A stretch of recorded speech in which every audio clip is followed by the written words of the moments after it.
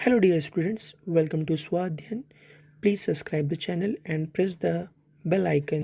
Hello students, welcome to Swadhyayan. आप लोग के पास जो नया टॉपिक है वो है डाइलेक्ट्रिक। डाइलेक्ट्रिक क्या है?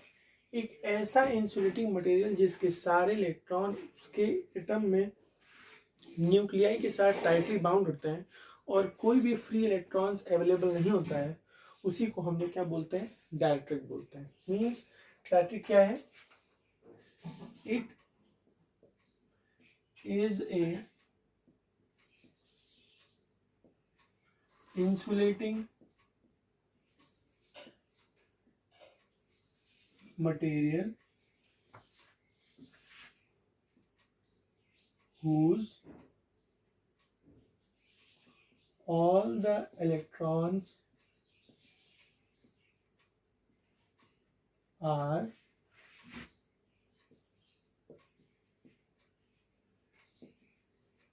tightly bounded by the nuclei of the atom are known as nuclei of the atom, और उसके पास कोई भी फ्री इलेक्ट्रॉन नहीं होते हैं, and no free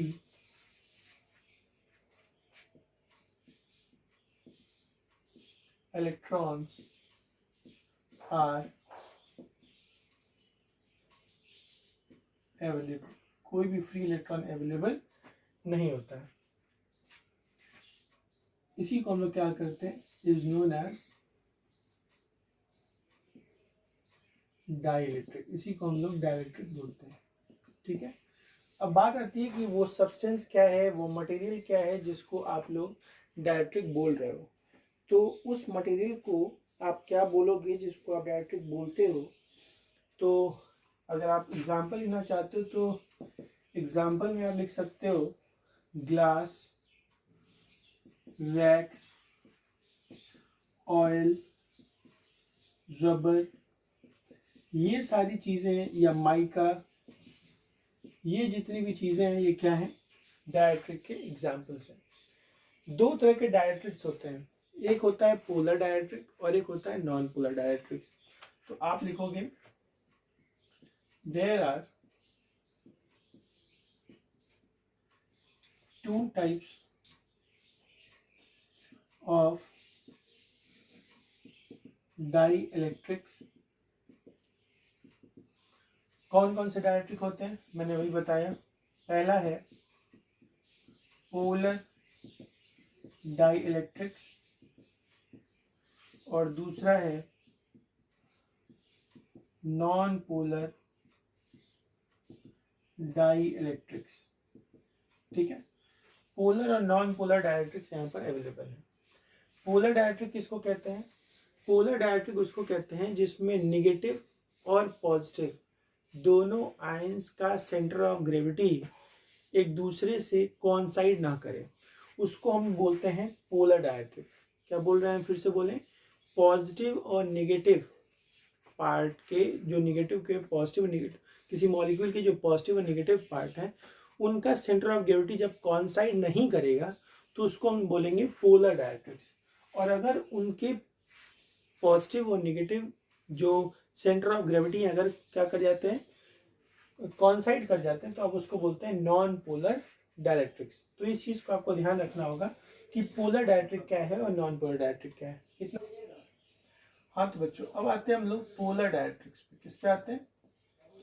polar dielectrics. Polar dielectric क्या है? मॉलिक्यूल के पॉजिटिव चार्ज और नेगेटिव चार्ज का सेंटर ऑफ ग्रेविटी कॉन्साइड नहीं करेगा। तो ये लिखना है the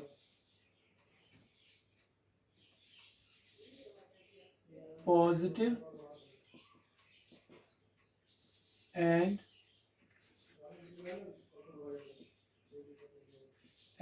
negative charge of the molecules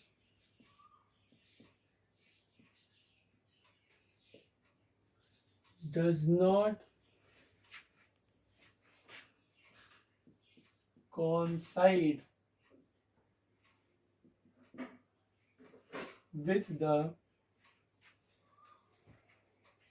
does not coincide with each other and they are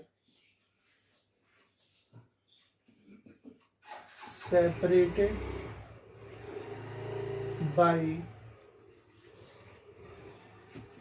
a finite distance. ठीक है, हमने क्या लिखा कि जब पॉजिटिव और negative charge, where positive and negative charge of the molecules does not coincide with each other and they are separated by a finite distance, are known as polar dielectric molecules. Are known as polar dielectric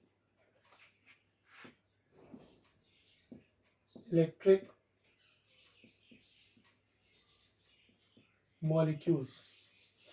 और जो material polar डायरेक्ट्रिक molecule से बनेगा उसी को हम लोग बोलेंगे polar directrix. तो लिखेंगे the substance made up of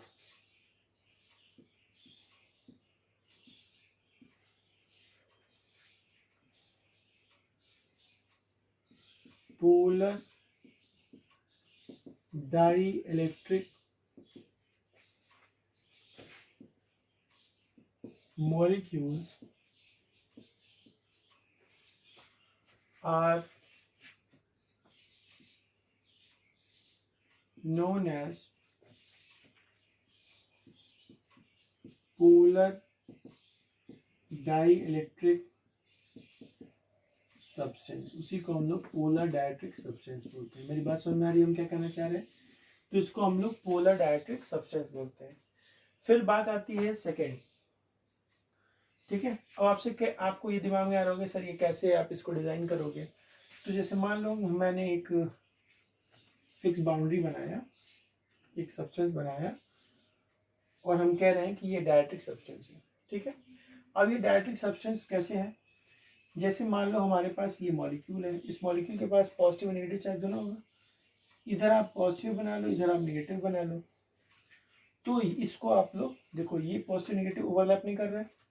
ऐसे बहुत सारे पॉजिटिव और नेगेटिव मॉलिक्यूल्स रैंडमली ऐसे ऐसे होंगे इस सब्सटेंस में, जिनके सेंटर ऑफ ग्रेविटी एक दूसरे से कॉइंसाइड नहीं करेगी. यही मैं यहाँ पर कहने की कोशिश कर रहा हूँ.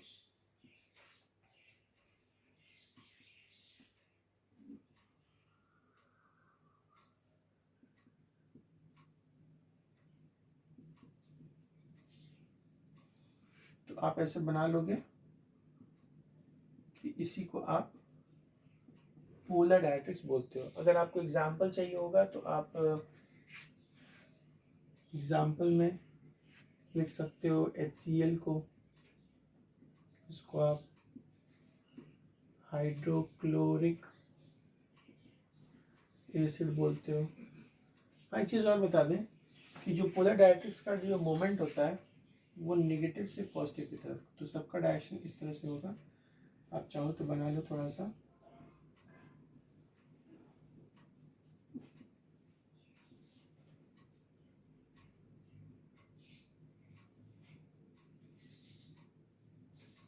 मोमेंट की बात आती है तो हमेशा नेगेटिव से पॉजिटिव की तरफ होगा.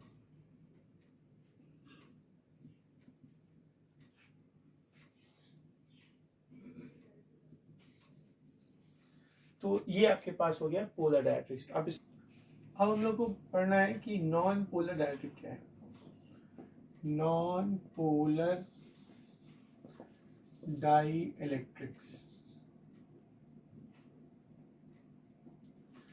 नॉन पोलर डायरेक्ट्रिक्स हम लोगों के लिए अब क्या है, तो आपको मैं बताया था कि जब भी मॉलिक्यूल का पॉजिटिव और नेगेटिव चार्ज कॉन्साइड नहीं करता है तो आप उसको पोलर कहोगे, तो अगर कॉन्साइड कर जाएगा तो क्या बोलोगे, नॉन पोलर डाइलेक्ट्रिक मॉलिक्यूल्स। तो the molecules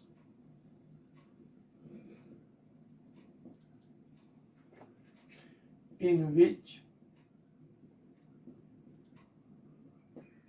the center of gravity of positive charge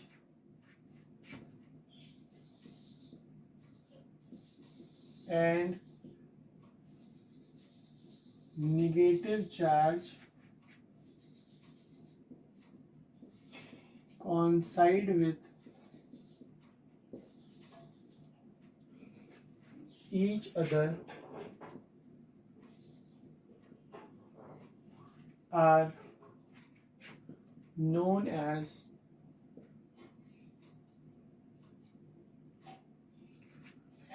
non-polar dielectric molecules. इसी को हम लोग नॉन पोलर डाइइलेक्ट्रिक मॉलिक्यूल्स बोलते हैं। कब ऐसा होगा, जब ये दोनों एक दूसरे से कॉन्साइड हो जाए।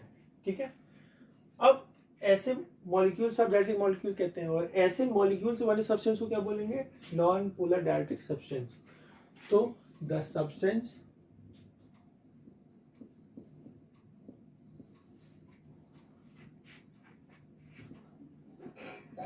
made up of non-polar dielectric molecules are known as non-polar dielectric substance. इसी को हम लोग नॉन पोलर डाइइलेक्ट्रिक सब्सटेंस कहेंगे।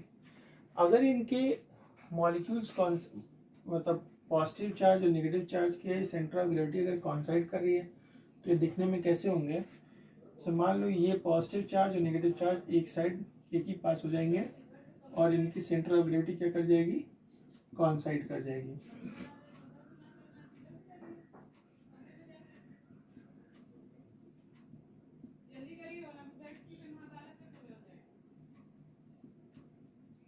ठीक है, तो ये आपके पास हो जाएगा। अगर आप इसमें भी एग्जांपल चाहते हो तो एग्जांपल लिख लो, हाइड्रोजन हो गया, ऑक्सीजन हो गया, नाइट्रोजन हो गया। ऐसे बहुत सारे एग्जांपल आपको मिलेंगे जो कि नॉन पोलर डाइइलेक्ट्रिक मॉलिक्यूल्स को रिप्रेजेंट कर रहे होंगे। तो ये हो गया आपके पास नॉन पोलर डाइइलेक्ट्रिक मॉलिक्यूल्स। तो इतना आप नोट कीजिए, फिर मैं आगे बताता हूँ आपको। आता है डाई इलेक्ट्रिक पोलराइजेशन, या आप इसी को बोलते हैं इलेक्ट्रिक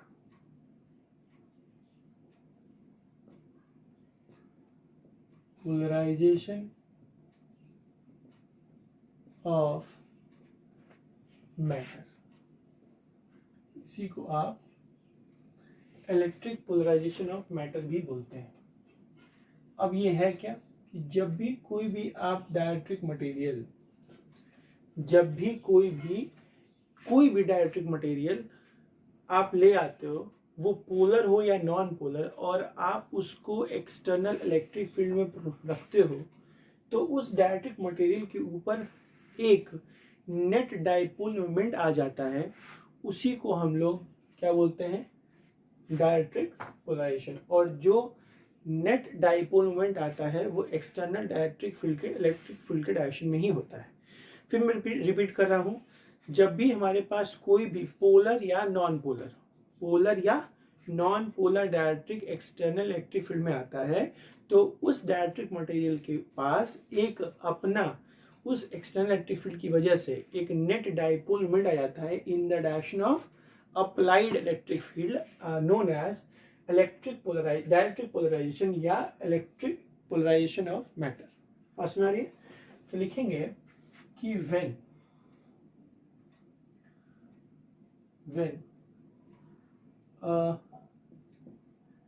डाई इलेक्ट्रिक, आप लिख लीजिए ब्रैकेट में, पोलर और non polar, when a dielectric material is placed in external electric field, then it acquires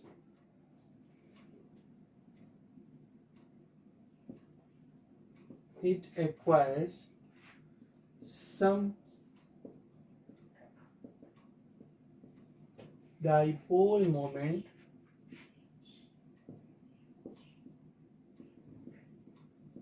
in the direction of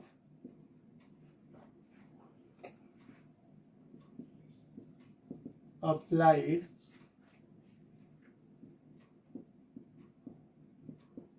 electric field. This is known as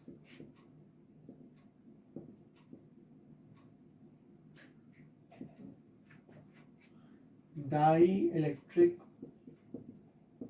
or electric polarization of matter। इसी को हम लोग electric polarisation of matter बोलेंगे। बात सुना रही है? अब ये डाइलेक्ट्रिक और इलेक्ट्रिक पोलराइजेशन ऑफ मैटर में ये क्या होता है, तो मैं आपको बताया था कि ये आपके पास एक पोलर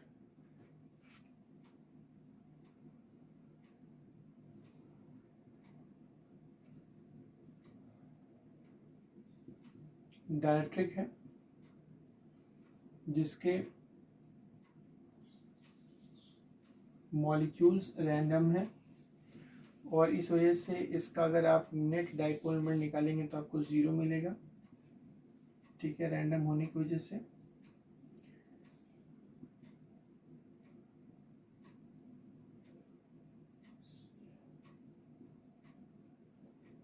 ये आपके पास हो गया पोलर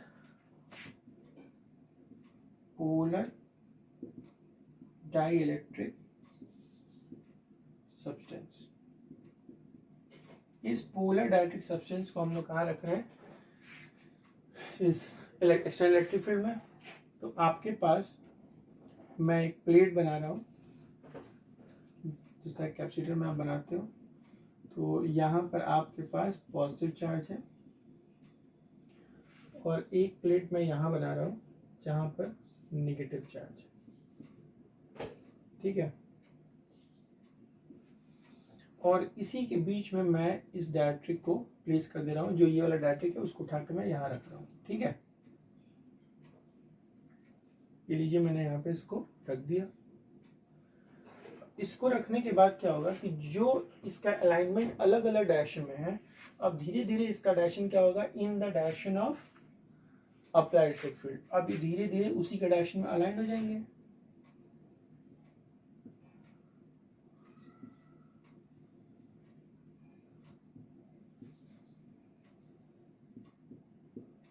कुछ इस तरह से ये अलाइन हो जाएंगे, एक रेगुलर मैनर में अरेंज हो जाएंगे।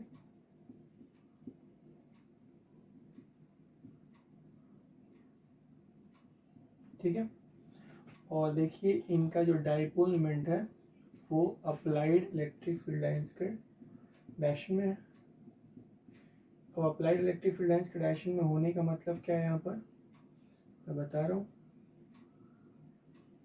यहाँ पर पॉजिटिव चार्ज इधर है और नेगेटिव चार्ज इधर है, तो जो इलेक्ट्रिक फील्ड लाइंस का डायरेक्शन होगा वो इधर से इधर की तरफ ही तो होगा। तो हमेशा इलेक्ट्रिक फील्ड लाइंस इधर से इधर की तरफ होगा, क्योंकि पॉजिटिव चार्ज आपके इधर है। ठीक है, तो ये आपके पास हो जाएगा dielectric polarisation of electric electric polarisation और इलेक्ट्रिक पोलराइजेशन ऑफ मैटर। अभी मैं बता दे रहा हूँ कि क्या हो जाएगा नॉन पोलर डाइलेक्ट्रिक को अगर हम इसमें सब्स्टिट्यूट करेंगे तो तक आप इसको बनाएंगे।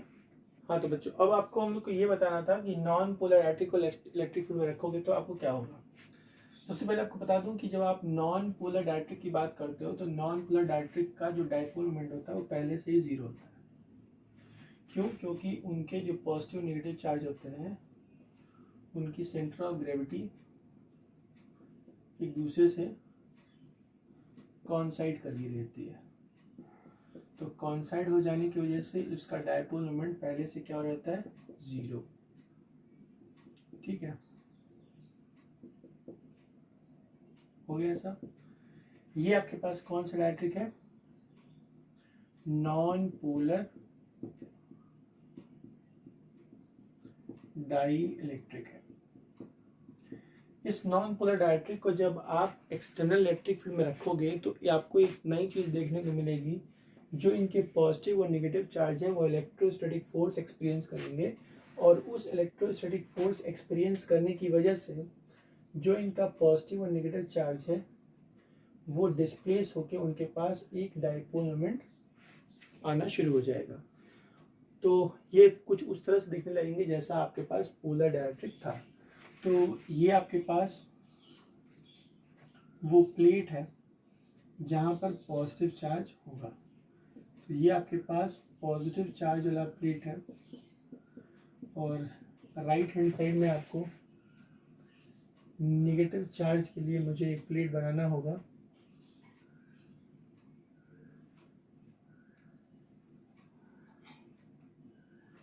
ये आपके पास नेगेटिव चार्ज के लिए प्लेट है, और इसी के बीच में आपको ये डाइलेक्ट्रिक मटेरियल सब्स्टिट्यूट ये आपको उठा के रख देना है।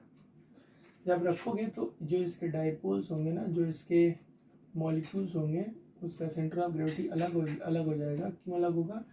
क्योंकि पॉजिटिव और नेगेटिव चार्ज धीरे धीरे डिस्प्लेस कर जाएंगे इलेक्ट्रोस्टैटिक फोर्स की वजह से। तो अब इनके पास अपना एक डाइपोल मोमेंट भी हो जाएगा जो कि पहले क्या था? जीरो था। ठीक है, तो ये कुछ इस तरह से देखने को मिलेगा। इंटरेस्टिंग टॉपिक बच्चों आप लोगों के लिए। आप लोगों को ऐसे इंटरेस्टिंग टॉपिक्स मिलेंगे, प्लीज़ शेयर और सब्सक्राइब करते रहें। रेगुलर एक एक लेक्चर को आप देखोगे, आपको ज़रूर कुछ ना कुछ यहाँ से बेनिफिट्स मिलेंगे। कॉन्सेप्ट को क्लियर करने का मैं पूरा कोशिश करूँगा। फिर भी किसी को कोई दिक्कत हो तो आप कमेंट बॉक्स में लिख सकते हो। तो इस तरह से आपका ये नॉन पोलर डाइलेक्ट्रिक्स मिलेगा जब हम लोग इसको इलेक्ट्रिक फील्ड में रखेंगे। तो नॉन पोलर डाई इलेक्ट्रिक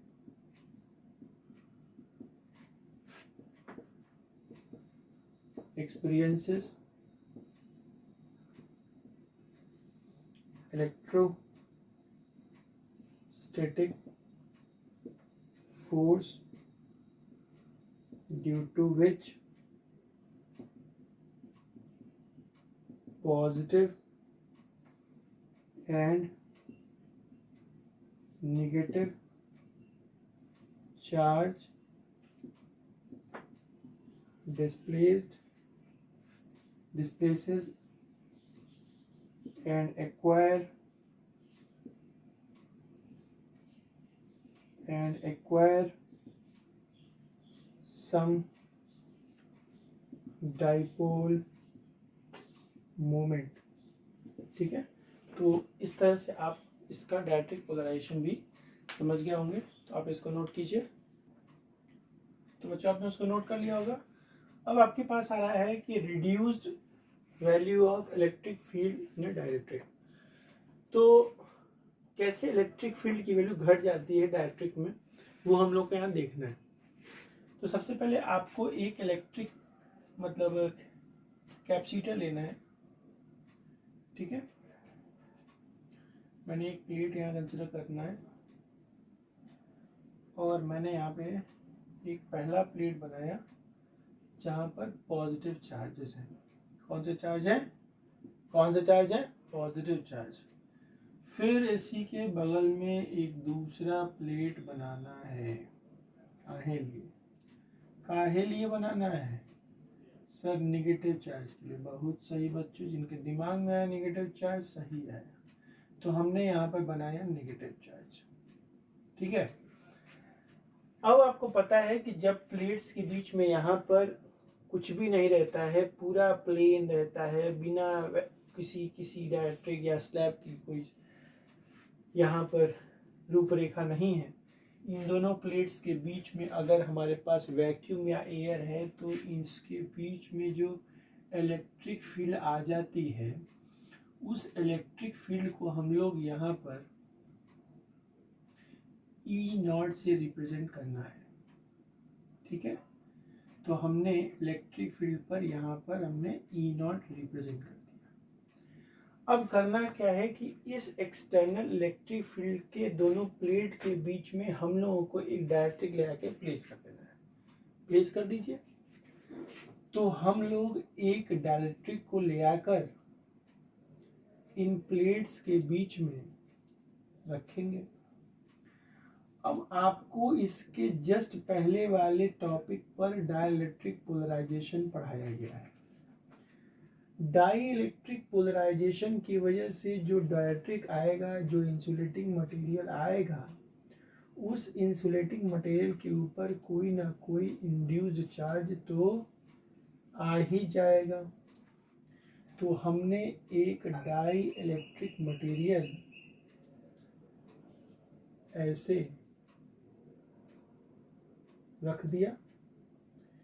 अब इस पॉजिटिव चार्ज की वजह से यहाँ पर एक पॉजिटिव चार्ज जो है इंड्यूस हो जाएगा इधर।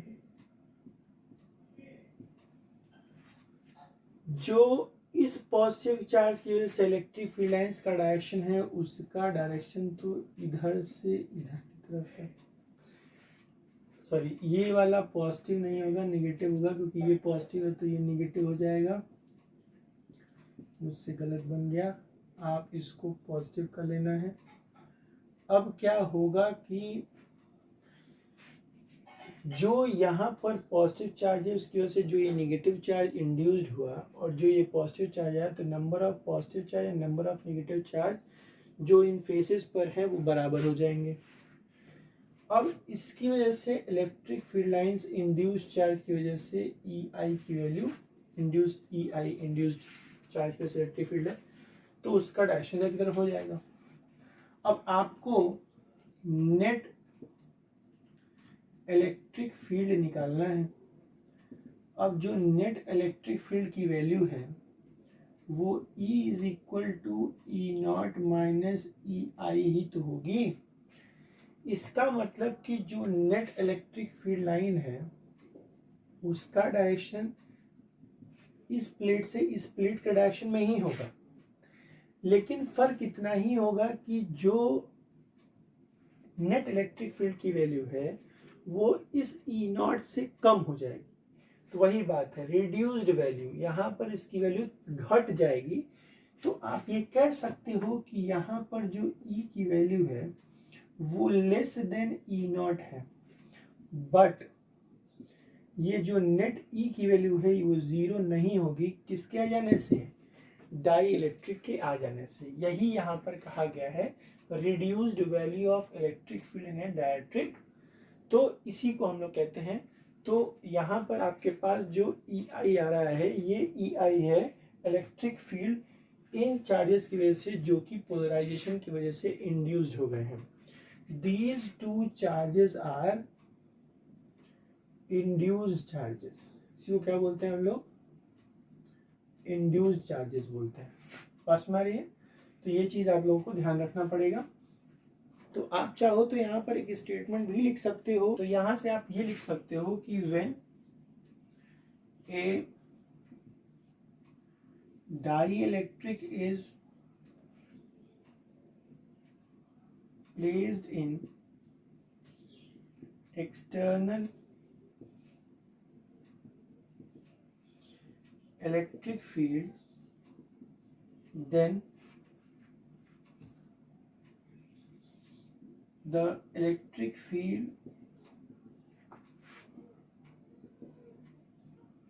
ओनली वीकेंड, वो बहुत बहुत मतलब कमजोर भले हो जाएगा, कम हो जाएगा, बट नेवर बी जीरो, वो जीरो नहीं होगा। तो ये आपको पॉइंट्स याद होने चाहिए। तो ये आपके पास था reduced value of electric field in electric dipole. Best of luck, और आप इसको नोट कीजिए। किसी भी तरह का कोई प्रॉब्लम आता है आप हमको तुरंत हमको बताइए। तब तक के लिए best of luck, stay at home, be safe.